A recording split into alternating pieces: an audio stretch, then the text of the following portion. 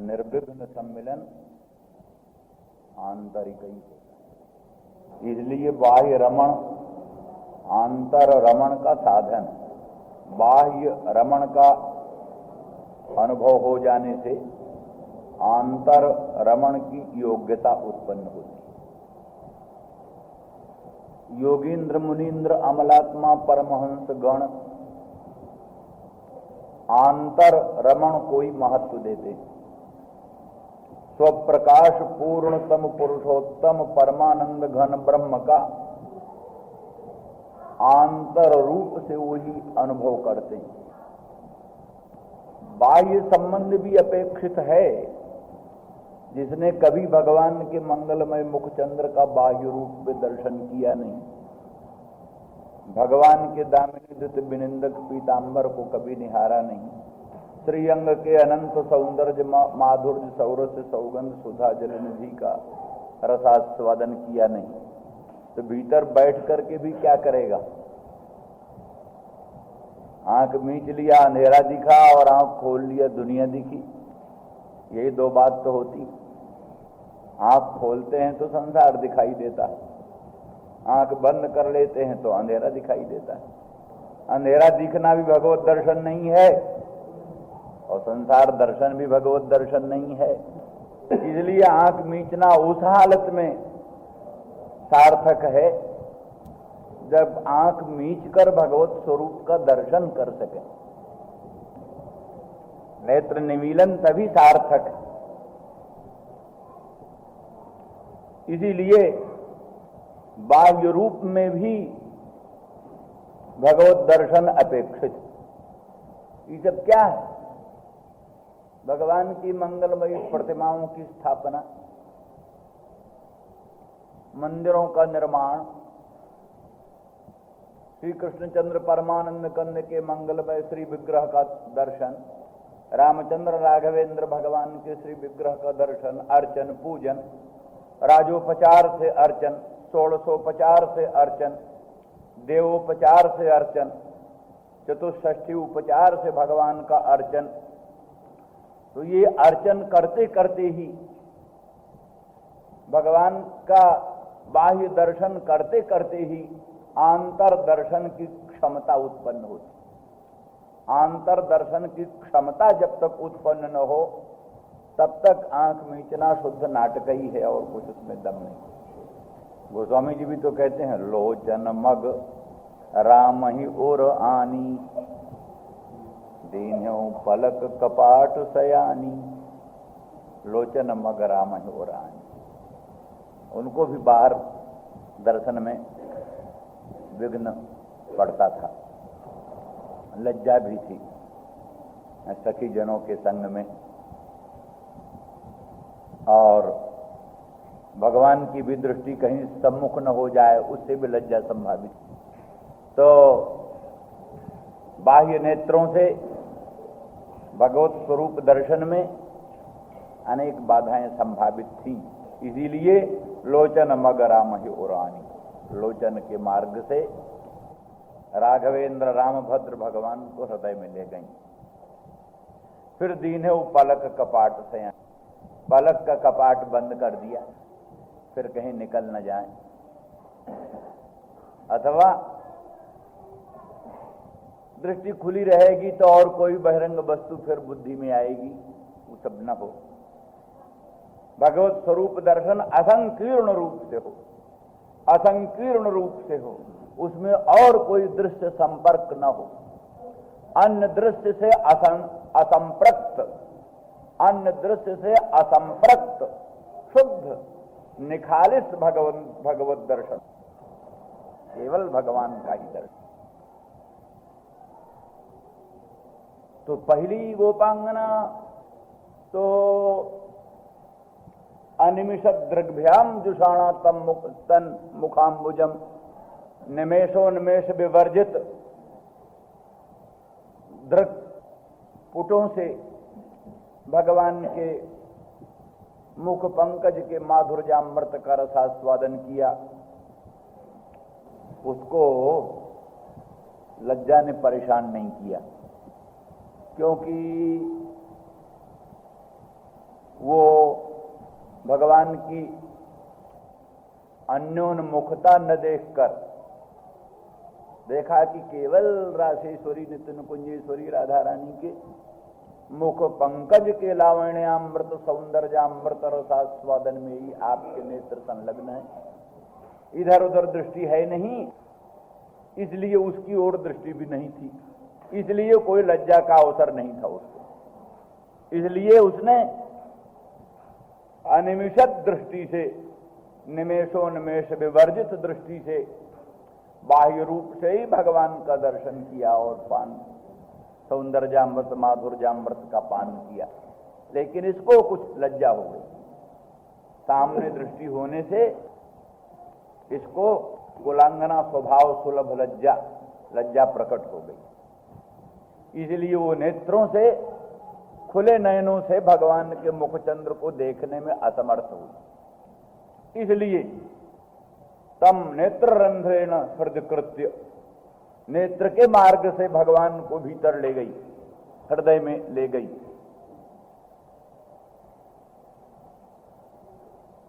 हृदयकृत्य का मतलब है सांगोपांग भगवान को अपने हृदय में ले गई। उसकी दृष्टि से भगवान का कोई भी अंश बाहर नहीं बाकी बचा। हृदयकृत्य, सारा का सारा स्वरूप भगवान का हृदय में कर लिया। अजी कई जोगी लोग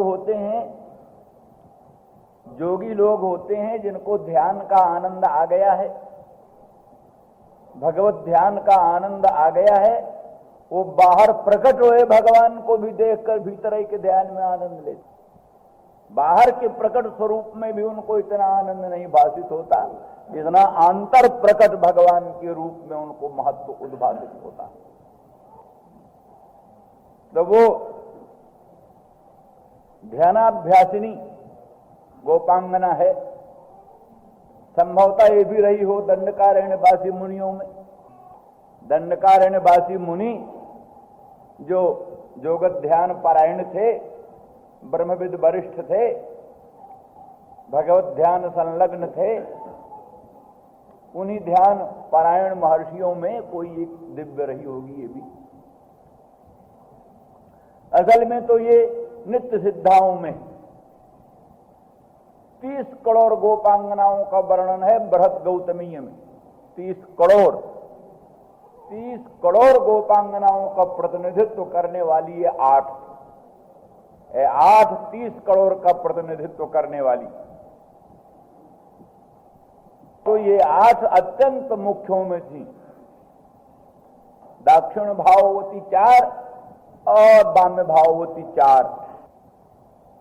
तो उनमें ये राधा रानी वृषभानुनंदिनी नित्य कुंजेश्वरी राधा रानी की 2 सखियां मुख्य, ललिता और विशाखा। ललिता का वर्णन प्रथम श्लोक में, विशाखा का वर्णन ये तीसरे श्लोक में, राधा का वर्णन पहले श्लोक में। नेत्ररंध्रेण हृदयकृत्य निमील्य च पुलकांगी, उसके अंग अंग में पुलकावली छा गई। भाव वैवश्य का वर्णन, भाव वैवश्य, भाव में विवश हो गई। उसके अंग अंग में पुलकावली छा गई। पुलकांगी उपगुह्यास्ते, आलिंगन का अनुकरण करके जोगी वानंद संपुलता। जैसे कोई जोगी आनंद समुद्र में डूब जाता है, आनंद समुद्र में निमग्न हो जाता है, उस प्रकार से ये गोपांगना भी आनंद समुद्र में निमग्न हो गई। अथवा यही कहते हैं कि ये गोपांगना नेत्र रंध्र से भगवान श्याम सुंदर ब्रजेंद्र नंदन मदन मोहन को अपने हृदय में ले जाती है और फिर नेत्र कपाट को बंद कर देती है, नेत्र के पलकों को बंद कर देती है और पुलकावली से युक्त होती है। मानो समझती है कि यह अणोरणीयान महतो महीयान है, अणु से भी अणियान, महान से भी महीयान, कहीं सूक्ष्म रूप धारण करके रोम रंध्रों से बाहर न निकल जाए। इसलिए जैसे कृष्ण श्याम वर्ण के हैं, तैसे श्याम वर्ण के और रोमों को पहरेदार खड़ा कर दिया। वो पहरेदार हो गए, रोम रोम पहरेदार खड़े हो गए, निकलने न पाए। यही पुलकावली के पद माने, पुलकावली माने रोमांच, रोमांच माने रोम खड़े हो गए। रोम खड़े हो गए माने पहरेदार के रूप में खड़े हो गए कि इस रास्ता से नहीं निकलने पाए। फिर भी उसको कल्पना थी कि श्याम सुंदर, मदन मोहन, ब्रजेंद्र नंदन बड़े चपल हैं। फिर भी संतोष न हुआ तो उसने उपगूहन किया। अपने बाहुपाश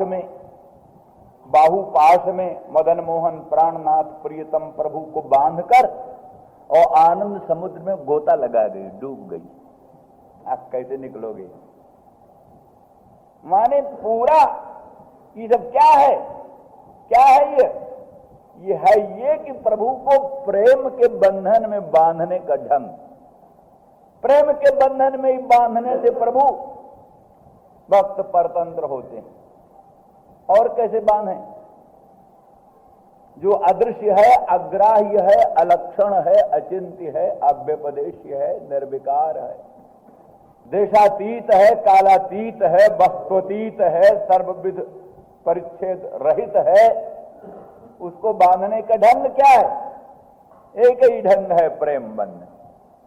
इसलिए बंधनानि किल संति बहूनि, दुनिया में बंधन तो बहुत से हैं, प्रेम रज्जु कृत बंधन मन्यत, प्रेम रज्जु से किया हुआ जो बंधन है, प्रेम रज्जु कृत बंधन सब बंधनों से विलक्षण। दारु भेद निपुणो खडंगी निष्क्रियो भवति पंकज कोश बद्धा। कहते हैं वो जो बेचारा षडंगरी है, भ्रमर कठोर से कठोर काष्ठ को सच्छिद्र बना देता। कितना भी कठोर काष्ठ हो, भ्रमर उसमें छिद्र कर देता है। तो इतना कठोर काष्ठ को भेदन करने वाला निपुण षडंगरी और कभी किसी पंकज के कोश में बद्ध हो गया, कमल की कोमल पाखुड़ियों में बंध गया, मकरंद रस पान कर रहा था, किसी पंकज का, अरविंद का मकरंद पान कर रहा था। इतने में सूर्य नारायण अस्ताचल को चले गए, सूर्यास्त हो गया, तो पंकज मुकुलित हो गया।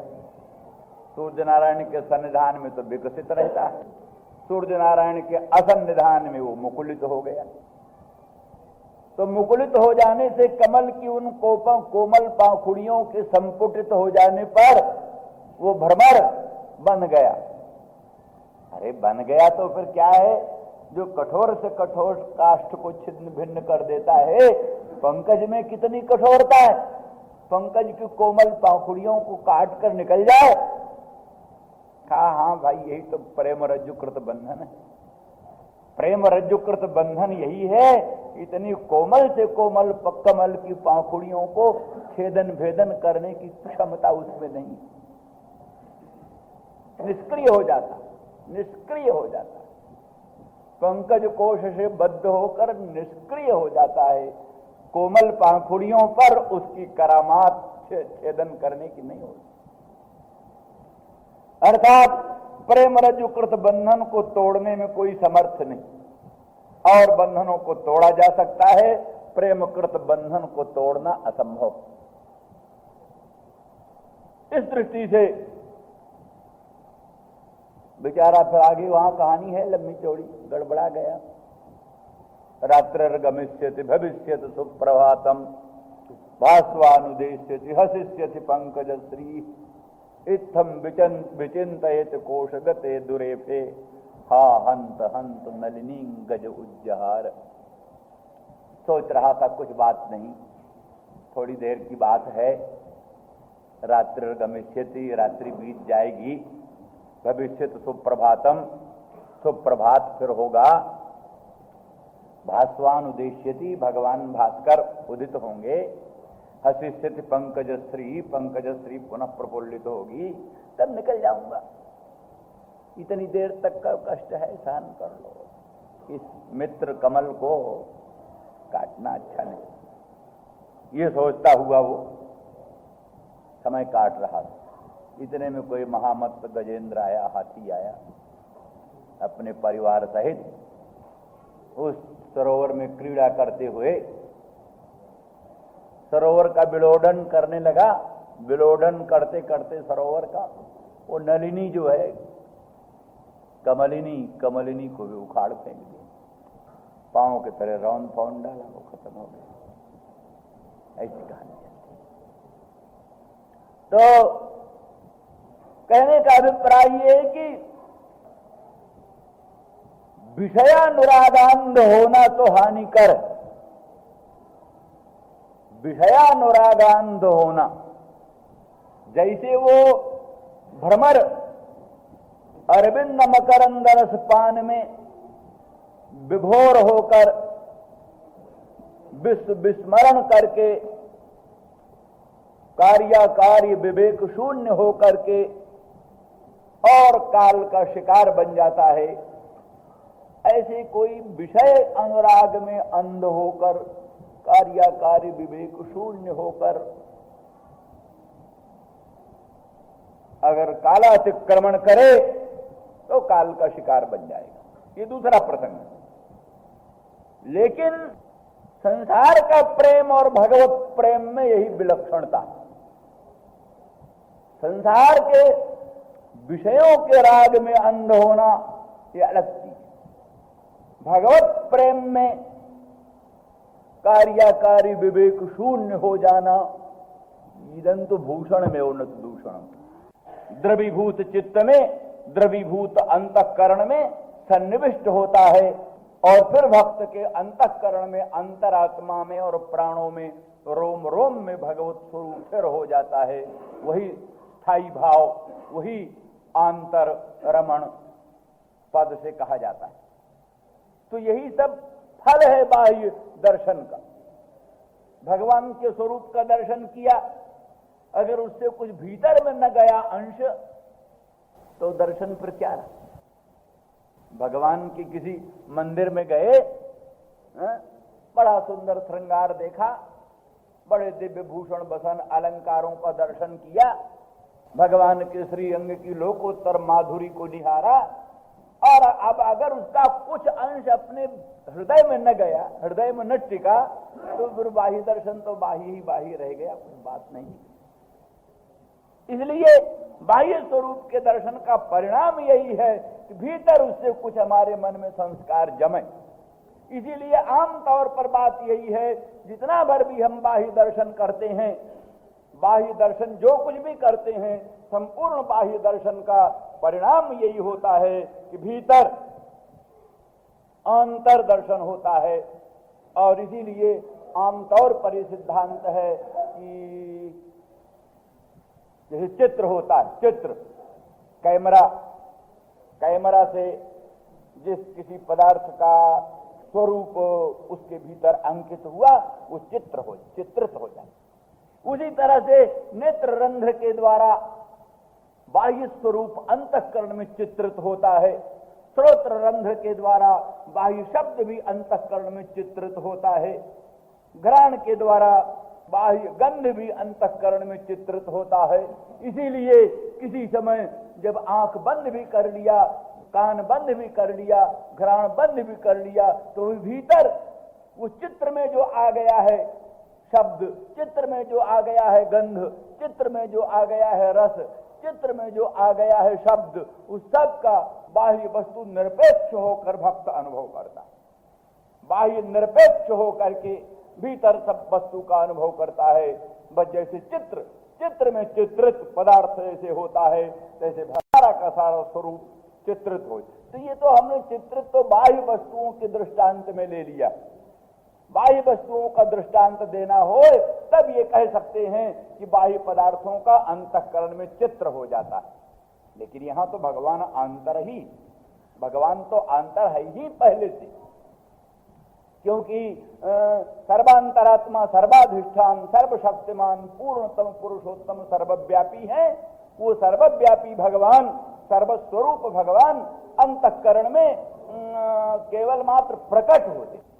जैसे कहते हैं माया जवनिका का अपसारण होने से, जवनिका पर्दा जैसे हटाने पर पर्दे के भीतर रहने वाली चीजें सुस्पष्ट सामने आ जाती हैं। पर्दा हटाने से जैसे माया रूपी जवनिका, माया रूपी पर्दा को हटा देने पर, माया रूपी पर्दा को हटा देने से और जो भगवान सर्वांतरात्मा, सर्वाधिष्ठान, स्वप्रकाश, पूर्णतम पुरुषोत्तम प्रभु प्रथम से ही विराजमान हैं, वो प्रकट हो जाते हैं। कोई उनको कहीं से लाना नहीं पड़ता, कहीं से उनको सन्निविष्ट नहीं करना पड़ता। नेत्र रंध्रेण जो हृदय कृत्य की कहानी है, वो तो सिर्फ इसलिए है कि वो नेत्र रंध्र के द्वारा जो भगवत स्वरूप हृदय में आता है, इसी के द्वारा माया जवनिका का अपसारण होता है। माया जवनिका के अपसारण में उसका उपयोग है। बाकी भगवत स्वरूप तो हृदय ही प्रकट होता है। हृदय में रहने वाला जो भगवत स्वरूप है वही प्रकट होता है। इसीलिए वहां उत्तरा के गर्भ में भगवान का प्रादुर्भाव हुआ। अब वहां कहीं बाहर से भगवान थोड़ा न गए। परीक्षित की रक्षा करने के लिए ब्रह्मास्त्र का प्रयोग जो अश्वत्थामा द्वारा किया गया, अश्वत्थामा द्वारा ब्रह्मास्त्र का प्रयोग हुआ और ब्रह्मास्त्र उस गर्भ को दग्ध करने में व्यापृत हुआ। तो तत्क्षण उत्तरा ने भगवान का ध्यान किया। उत्तरा के ध्यान करते ही भगवान सर्वांतरात्मा, सर्वव्यापी, विश्ववास प्रगटे भगवाना के सिद्धांतानुसार विश्ववास भगवान उत्तरा के गर्भ में ही प्रकट हो गए। वहीं शंख चक्र गदा पद्म लिए हुए और गदा से ब्रह्मास्त्र के तेज का विधूनन करते हुए और भगवान ने उस परीक्षित की रक्षा की।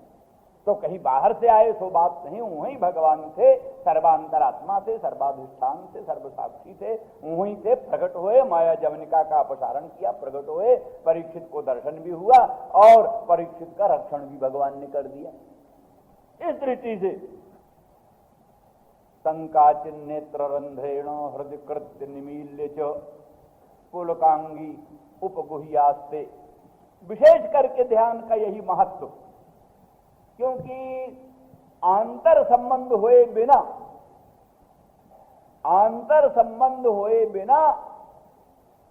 आनंद संपलव नहीं होता। आनंद में निमज्जन, आनंद निमग्न होने की बात। दुर्योधन भगवान के स्वरूप का दर्शन करता था, कोई आनंद सिंधु में निमज्जन नहीं करता था, कुछ नहीं, कोई असर नहीं पड़ता था। अर्जुन भगवान के रूप को देखते थे, उनके हृदय पर दूसरा असर पड़ता था। अर्जुन का दर्शन और दुर्योधन का दर्शन, दोनों दर्शनों में आकाश पाताल का अंतर। दुर्योधन शुद्ध बाह्य दृष्टि से देखता था, अर्जुन में यही विशेषता थी कि आंतर दृष्टि से देखते। भगवत स्वरूप दर्शन का आंतर प्रभाव पड़ता था अर्जुन पर, दुर्योधन पर आंतर प्रभाव नहीं पड़ता। यही भेद था। हम भगवान के स्वरूप, इसीलिए हम कहा करते हैं कि भगवान का दर्शन ना भी हो, लेकिन भगवान के दर्शन की उत्कट उत्कंठा हो, भगवान के दर्शन के लिए मन व्याकुल हो, भगवान का मानसिक ध्यान में मन लीन हो, तो भगवत दर्शन से 1000 गुना ऊंचा फल। और भगवान का दर्शन हो, आपके हृदय में प्रेम न उमड़े, आपके हृदय में अनुराग न पैदा हो, आपकी आंखें भीगे नहीं, आपके कंठ गदगद न हो, आपका अंग अंग रोमांच कंटकित न हो, क्या हुआ? भगवान का दर्शन हो गया, क्या फायदा हुआ? कुछ फायदा नहीं। इसलिए भगवत दर्शन की अपेक्षा भी भगवत अनुराग, भगवत प्रीति, भगवत सम्मिलन की उत्कट उत्कंठा, यही महत्वपूर्ण चीज है। इसीलिए ये सब बातें आ रही हैं। संकाचिन नेत्ररंध्रेण हृदय कृत्य, मदन मोहन श्याम सुंदर ब्रजेंद्र नंदन को नेत्ररंध्र के द्वारा हृदय में ले जाती है। हृदय में ले जा करके हृदय को बंद करती है, माने स्थिर रूप से ये बात आमतौर पर दूसरे लोगों की अब ये बात है कि जब तक देखा देखा और पुरुष का भीतर रूप आता ही नहीं। बाहर से रूप दर्शन कर लिया, भीतर उसका स्थायी भाव बनता ही नहीं।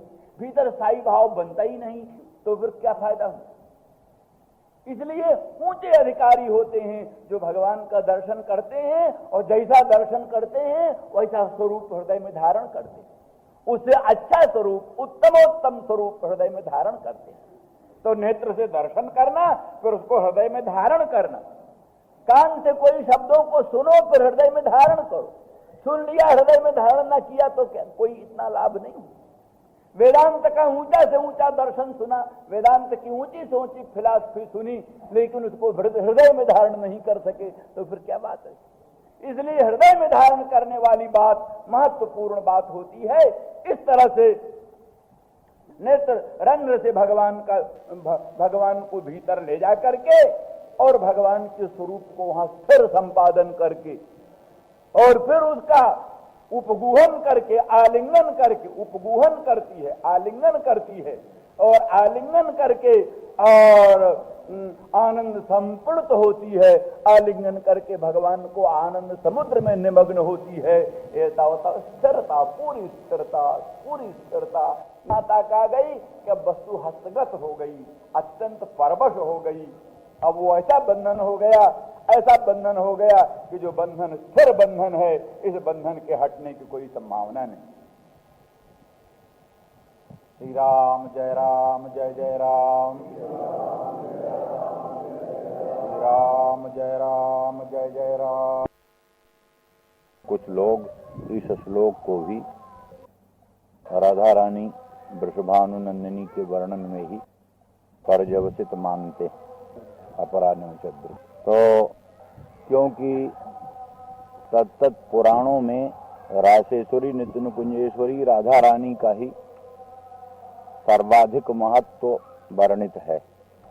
ऋत परिशिष्ट में, ऋग्वेद का परिशिष्ट, उसमें है राधया माधवो देवः माधवेन तो राधिका बिभ्राजन्ते जने स्वा।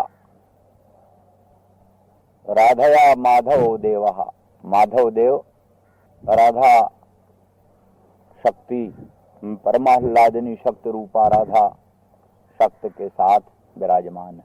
और माधवेन तो राधिका, माधव देव के संग राधा रानी सर्वदा विराजमान है। इस प्रकार से ऋग परिशिष्ट में इसका वर्णन आता है। ऐसी बृहद गौतमी तंत्र में वर्णन है। राधा का बड़ा लोकोत्तर महत्व है। राधा कुंड का बड़ा महत्व, हाँ उसमें जो है सो वो जो है गोवर्धन सरोवर के समीप में राधा कुंड और कृष्ण कुंड। तो कहा जैसे संपूर्ण गोपांगनाओं में राधा श्री कृष्ण को परम प्रिय, उसी प्रकार से राधा को वो कुंड परम प्रिय, राधा को वो कुंड परम प्रिय। भक्तों ने वर्णन किया है कि वृंदावन धाम ब्रजधाम रसात्मिका भूमि है। हमने भी कहा है कई बार कि पूर्णानुराग रससार सरोवर समुद्भूत सरोज ही तो ब्रजधाम है। पूर्णानुराग रससार सरोवर में समुद्भूत जो सरोज है, कमल है, वही ब्रज है। फिर उसमें सब कुछ रसात्मक ही वस्तु है। केसर भी रसात्मक है और पराग भी रसात्मक है। पराग में रहने वाला मकरंद भी रसात्मक है। तो विशिष्ट रूप से गोवर्धनाद्रि उसको माना है मानो घनीभूत प्रेम तत्व। प्रेम तत्व ही घनीभूत हो करके गोवर्धनाद्रि के रूप में विराजमान है। इसीलिए भक्त लोग जैसे शालग्राम की शिला को पूजते हैं, तैसे गोवर्धन शिला को भी पूजते हैं। ब्रज के भक्तों के घर घर में गोवर्धन शिला की पूजा होती है। शालग्राम शिला के तुल्य गोवर्धन शिला की पूजा होती है। वो साक्षात घनीभूत प्रेम तत्व मान करके। उसी तरह से राधा कुंड और कृष्ण कुंड का जो जल है वे भी सब सर्वथा रसस्वरूप ही है। प्रेमात्मक जो द्रव है, प्रेमात्मक द्रव ही तत्त जल के रूप में प्रकट है वहां।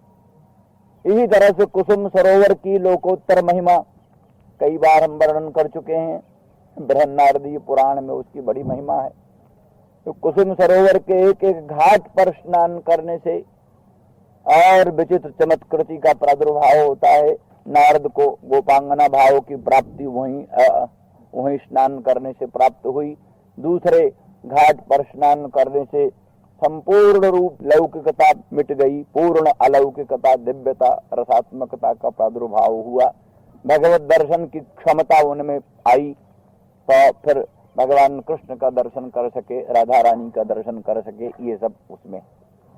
ऐसे ही प्रेम सरोवर है और भिन्न भिन्न जो प्राचीन वस्तु हैं, तीर्थ स्थान, उनमें सब में विशुद्ध प्रेम रस का प्रादुर्भाव इसलिए समझा जाता है। जैसे गंगा तट पर गंगा के जल में, गंगा के रज में ज्ञान वैराग्य और सत्वगुण के उत्पादन की असाधारण क्षमता है, तैसे जमुना जल में, जमुना रज में, ब्रज रज में, ब्रज की तत्त तीर्थों में विशेष करके प्रेम रस को उद्भव करने की अद्भुत क्षमता है। गंगा के तट पर जो रहेगा कुछ दिन में अवश्य ही उसमें ज्ञान वैराग्य के अंकुर प्रकट होंगे, संदेह नहीं है। विफल कभी नहीं जाता गंगा का सेवन। उसी प्रकार से ब्रज रज का सेवन, ब्रज के ये पवित्र तीर्थों का सेवन करने से प्रेम द्रव का प्रादुर्भाव हृदय में अवश्य होता है, प्रेमांकुर उत्पन्न हो जाता है।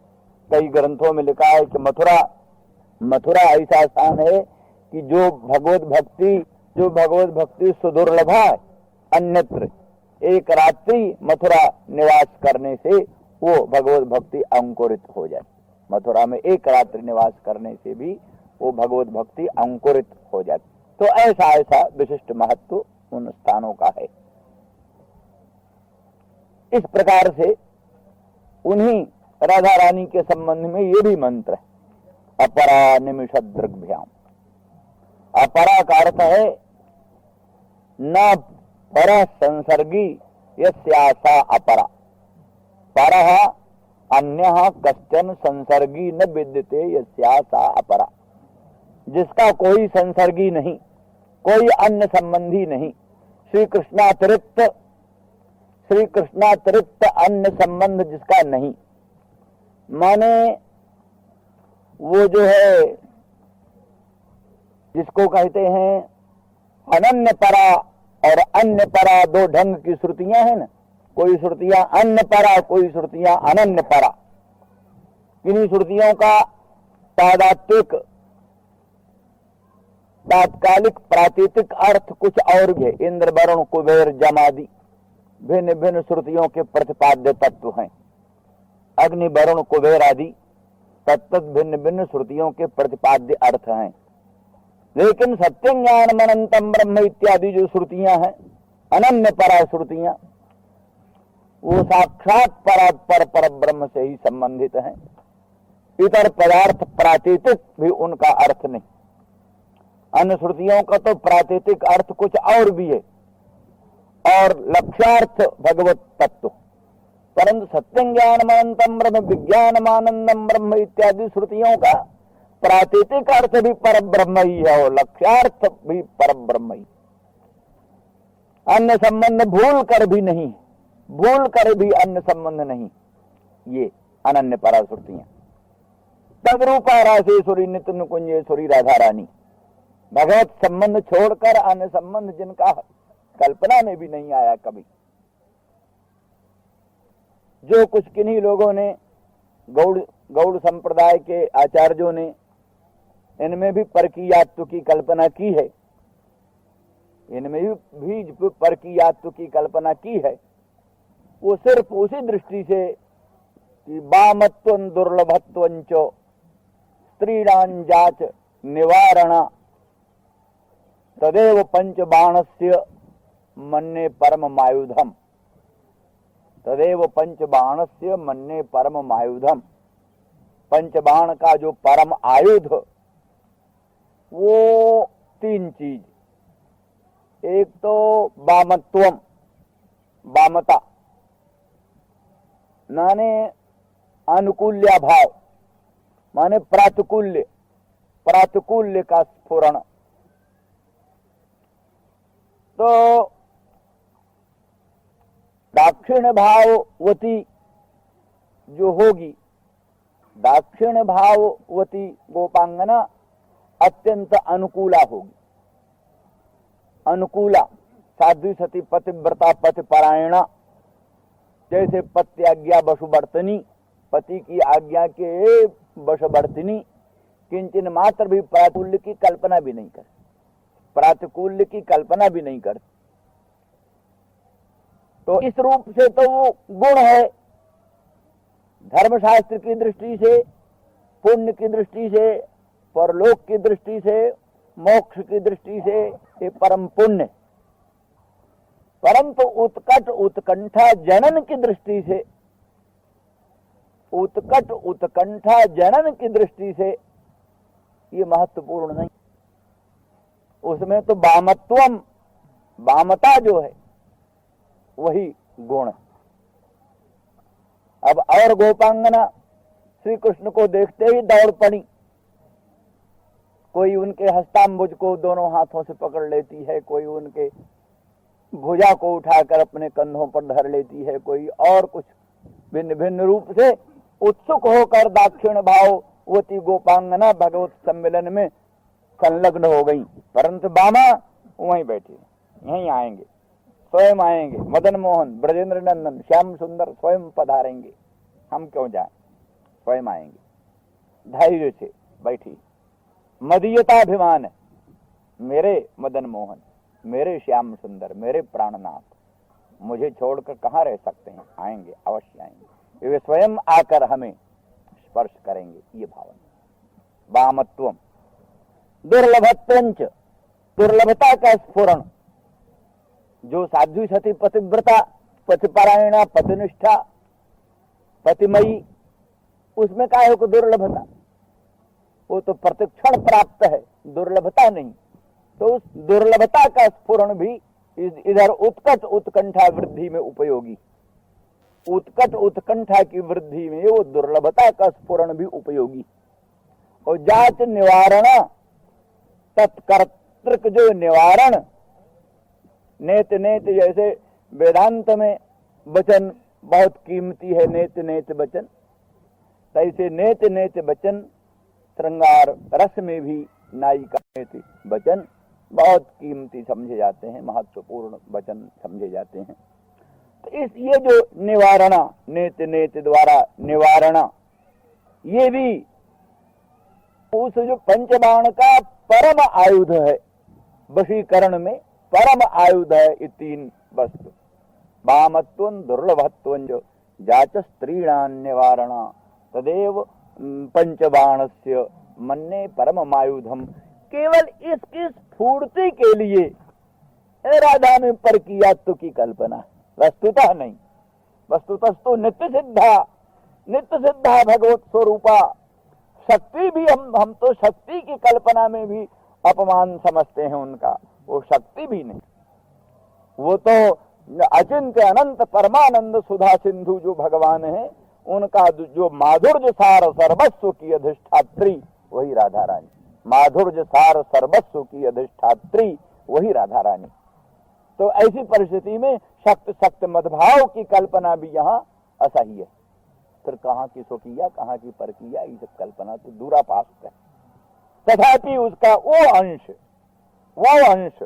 वामत्वं दुर्लभत्वं च जाच स्त्रीणां निवारणा, इस प्रकार का जो वो उत्कट उत्कंठा अभिवृद्धि का जो मूल मंत्र है वो सब उसमें है, इसलिए उनको परकीया का व्यवहार किया जाता है।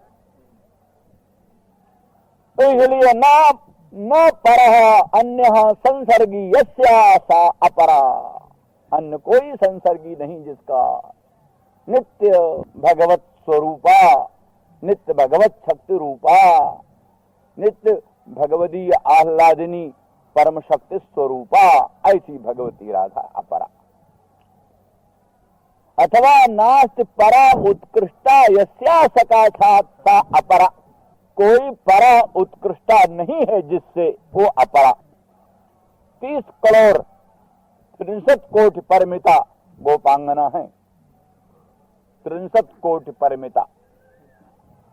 तो 30 करोड़ की संख्या जिनकी ऐसी गोपांगना, उन सब में नास्ति परा उत्कृष्टा काचिदपि जस्या सा अपरा, सर्वाधिक सौभाग्यशालिनी।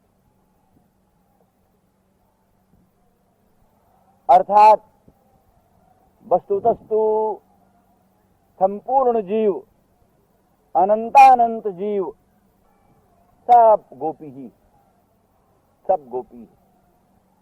पराशक्ति अपराशक्ति,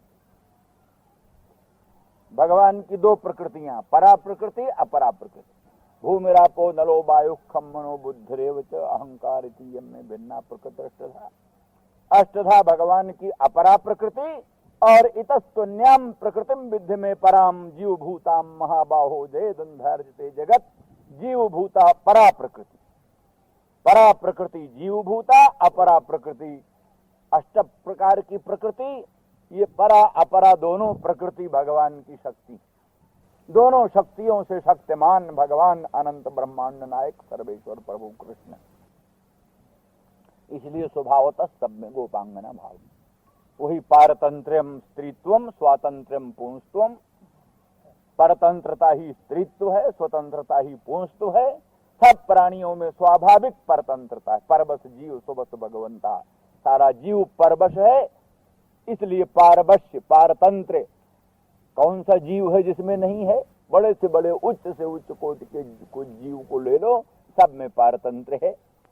वही पारतंत्र ही स्त्रीत्व है, स्वातंत्र ही परम स्वातंत्र एकमात्र अजर अमर अनंत अखंड सच्चिदानंद घन भगवान परमेश्वर परम ब्रह्म कृष्ण में ही है परम स्वतंत्रता। इसलिए परम पुमान एक अनंत ब्रह्मांड नायक परमात्मा कृष्ण, तद भिन्न सब की सब प्रकृति शक्ति। इसीलिए प्रसिद्ध है, मीरा ने कहा जीव गोस्वामी से हम आपका दर्शन करना चाहते हैं। जीव गोस्वामी ने कहला दिया हम औरतों से नहीं मिला करते। मीरा ने कहा अगर गोस्वामी जी पुरुष हैं तो हम भी पुरुषों से नहीं मिला करते। हम तो समझते थे जीव गोस्वामी भगवान की सखी हैं, इसलिए मिलना चाहते थे। हमको क्या जरूरत, पुरुष तो हम एक ही को मानते हैं दुनिया में। अनंत ब्रह्मांड नायक परमात्मा गोविंद कृष्ण चंद्र ही परम पुमान है, और तो सब स्त्रियां हैं। कौन से पुमान बन गए भाई जीव गोस्वामी? ऐसी बात है तो हम भी उनसे नहीं मिलना चाहते। फिर जीव गोस्वामी स्वयं दर्शन करने गए मीरा का, स्वयं दर्शन करने से लोकोत्तर भाव मुग्ध हो गए। ऐसा आख्यान प्रति। तो इस दृष्टि से सब में जितने इस प्रकार के पारतंत्र भाववती हैं, उन सब में परा उत्कृष्टा नास्ति परा उत्कृष्टा जिदस्यासा अपरा, अथवा नास्ति काचित परा अन्या यस्या, कोई भी उनकी दृष्टि में अन्या नहीं। सब में मदीयत्वाभिमानवती है, सब में अनुग्रह दृष्टि है। माने राधा रानी वृषभानुनंदिनी किसी भी गोपांगना को अन्यदीय नहीं समझती, अपना ही समझती हैं। अपनी कृपा दृष्टि ही सब पर रखती हैं। किसी में सापत्य भाव उनका नहीं होता, क्योंकि उनके अनुग्रह से ही तो सबको कृष्ण की प्राप्ति होनी है। अगर वो सापत्य भाव करें तो कैसे कल्याण किस जीव का हो? किस जीव का कल्याण कैसे हो सकता है अगर वो सापत्य भाव करें? इसलिए क्योंकि उनके ही कृपा कटाक्ष से, उनके ही अनुग्रह प्रसाद से किसी भी जीव को भगवत पद की प्राप्ति होती है। भगवत पद प्राप्ति में असाधारण कारण उनका अनुग्रह ही।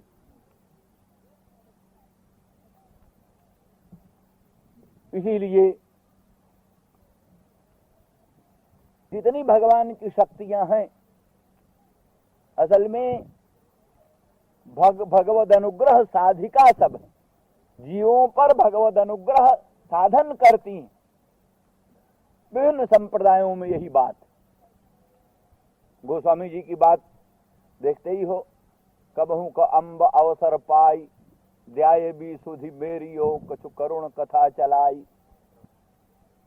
वही जनक नंदिनी जानकी भगवती की आराधना करते हुए उन्हीं से प्रार्थना कर रहे हैं, हे अम्ब, कभी अवसर पाकर मेरी भी चर्चा राघवेंद्र रामचंद्र पर पूर्णतम पुरुषोत्तम के दरबार में मेरी भी चर्चा चला देना। पर कभी ऐसा अनवसर में नहीं, कभी कहीं क्रुद्ध हो किसी के ऊपर, कहीं जो है सो क्या नाम गिद्धराज की कथा चला करके, कहीं क्या नाम सबरी की कथा चला करके, जब प्रभु के नेत्र गीले हो जाएं, हृदय गदगद हो जाए, कंठ गदगद हो जाए, भक्तों के प्रति प्रेम के द्वारा अंग रोमांच कंटकित हो जाएं, उस समय ध्याये भी सुधि मेरियो कछु करुण कथा चलाए। यही सब जगह है अनुग्रह, जो भी है जीवों पर अनुग्रह। कहते हैं सर्वशक्तिमान भगवान का हाथ पकड़ने वाला कोई होना चाहिए, कोई हाथ पकड़ने वाला।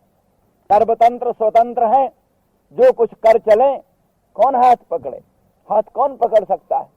तो जो उनके अत्यंत अंतरंग है वही हाथ पकड़ सकता है। क्या कर रहे हो आप? ये हाथ पकड़ने का अधिकार किसको है?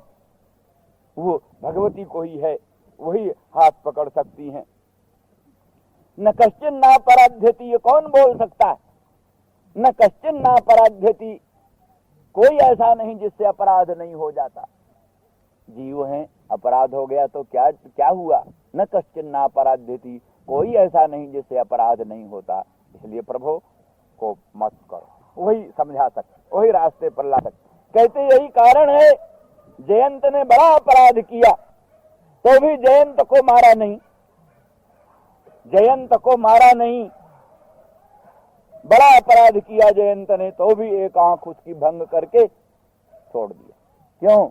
उसमें हाथ पकड़ने वाली भगवती थी पास। जनक नंदिनी जानकी भगवती हाथ पकड़ने वाली, समझाने वाली साथ। उस समय उग्र कर्म, क्रूर कर्म राघवेंद्र से नहीं हो सकता। लेकिन बाली का निग्रह करते समय कुछ भी अपराध नहीं था बाली का। जरा सा अपराध में बाली का प्राण ले लिया। क्यों? उस समय कोई हाथ पकड़ने वाला नहीं था, उससे कोई हाथ धरने वाला नहीं था, कोई समझाने वाला नहीं था। मनमानी जो इच्छा हुई सो कर चले। तो इस तरह से कहते हैं जिस समय वो आया, वो काक जो है आया शरणागत, तो बेहोश होकर के आया कर गिर पड़ा।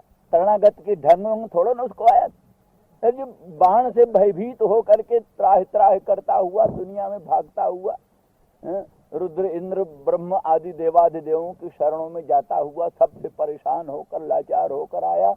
तो जाने भगवान की ओर पूंछ पड़ी है, भगवान के चरणों की ओर पूंछ पड़ी, मुंह दूसरी तरफ पड़ा। तो जनक नंदिनी जानकी ने उसको संभाल करके उसका सिर भगवान के चरणों की ओर कर दिया, पांव दूसरी तरफ कर दिया। एक ढंग से उसको शरणागत का जैसा एक रूप रेखा होती है बना दिया। अब कहा देखो ये आपके शरण आया हुआ है, आप देखते हो ध्यान। अच्छा, तो इस प्रकार की बात। तो इसी तरह से कोई शक्ति भगवान को अपने रूप में, अपने सौंदर्य में, अपने प्रेम में मोहित कर लेती है। मोहित करके क्या करके जीवों पर दया करा लेती है। जीवों पर दया कराने के लिए मोहित, और कोई वो और बात के लिए नहीं मोहित करती। वो अपने सौंदर्य से, अपने माधुर्य से, अपने लोकोत्तर भाषण सौष्ठव से प्रियतम को मोहित कर लेती है, मोहित कर लेती है। फिर प्रभु कहते हैं अच्छा क्या कहती हो? कहती यही है इन जीवों का इनका कल्याण करो ना, ये सब प्राणी इनका कल्याण करो। अच्छा, इस तरह से ये भगवान की रामानुज संप्रदाय में भी श्री भू लीला आदि भिन्न भिन्न शक्तियां हैं। उन शक्तियों का इसी प्रकार का उपयोग भगवद अनुग्रह साधनत्व, भगवद अनुग्रह साधक है सब, इनके द्वारा भगवान का अनुग्रह प्राप्त होता है। किसी के अनुग्रह से जीव में वो दिव्य शक्तियां आती, जिन शक्तियों से प्रभु प्रसन्न होते। कहते हैं वर्णीयता गुणगण, जिसमें भगवत वर्णीयता के गुण होते हैं उनको भगवान वर्ण करते हैं। भगवत वर्णीयता के गुण जिसमें नहीं उसको भगवान कैसे वर्ण करें। तो भगवत वर्णीयता गुणगण संपादन करना, वो योग्यता ला देना और प्रभु को उनके अनुकूल बना देना, और प्रभु का कुछ कोप भी हो तो उसको भी प्रशमन कर देना, उसमें अपने सौंदर्य का उपयोग करना, अपने माधुर्य का उपयोग करना, अपने लोकोत्तर कल्याण गुणों का उपयोग करना, उपयुक्त करके और प्रभु को अनुकूल बना करके, और सबका उद्देश्य यही कि इन जीवों का कल्याण हो। इसलिए न परा अन्य यस्याह, कोई परा अन्य उन दृष्टि से नहीं है, सब पर अनुग्रह दृष्टि वृष्टि करती ही रहती हैं। इस तरह से भगवती राधा रानी अपरा, अथवा अकारो वासुदेव स्वयं अपरा, माने वासुदेव परायण, स्वयं अपरा, अह वासुदेव परः ध्येय ज्ञेय परमाराध्य यस्या सा अपरा, स्वयं निरंतर वासुदेव परायण, निरंतर भगवत ध्यान निष्ठ, निरंतर भगवत परायण, जिनके मन से वचन से बुद्धि से कोई भी बाह्य दृश्य किसी क्षण भी नहीं प्रस्फुरित होता, शिवा मदन मोहन श्याम सुंदर कृष्णचंद्र परमानंद कंद के अन्य कोई भी लक्ष्य जिनकी दृष्टि में कभी प्रस्फुरित नहीं होता, ऐसी स्वयं अपरा वासुदेव परायण। अनिमिषद दृग्भ्याम, पहले तो बोले एका भ्रुकुटिमाबद्ध प्रेम संदम्भ विह्वला, कहते हैं असल में नर लीला का अनुसरण करते हुए, जैसे भगवान श्याम सुंदर कृष्णचंद्र नर लीला का अनुसरण करते हुए क्वचित भीतवत क्वचित परवशवत प्रस्फुरित होते हैं, तैसे ही नर लीला का ही अनुसरण करते हुए राधा रानी वृषभानुनंदिनी भी इतर स्त्रियों के तुल्य ही अपने को मानती हैं, कभी कभी इतर स्त्रियों के तुल्य ही अपने को कभी कभी मानती। बड़ी भूल भुलैया होती,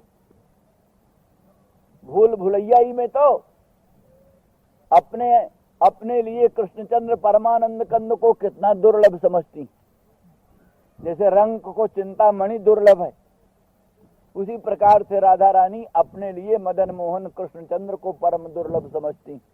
तभी तो बोली ना, दुरापजन बर्तिनी रतिर पत्रपा भूयसी गुरुक्त विषवर्षणैर्मतिरति वदौस्थ्यंगता वपुः परवशम जनुः परमिदंकुलीनान्वये न जीवति तथापि किम परम दुर्मरो यंजन।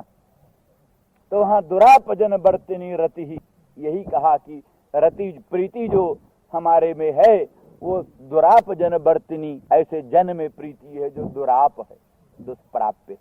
जिसे रंग को चिंतामणि दुष्प्राप्य है, ऐसे राधा रानी अपने लिए कृष्णचंद्र परमानंद कंद मदन मोहन को भी दुराप समझती है, दुराप जन बर्तिनी रति। तो ये सब बात किस दृष्टि से, वही नरलीला अनुकरण में साधारण स्त्री तुल्य अपने को मान करके और अपने लिए मदन मोहन कृष्णचंद्र को परम दुर्लभ मानती। और प्रेम मार्ग की शिक्षा भी प्रदान करना है कि इसी प्रकार से अति दुर्लभ समझ करके, क्योंकि अति दुर्लभ जो वस्तु बहुत सुलभ समझी जाती है उसमें प्रीति कम हो जाती है, और जो अत्यंत असंभावित होती है उसमें भी प्रीति नहीं होती। जिसका मिलन अत्यंत असंभव हो उसमें भी प्रीति नहीं होती।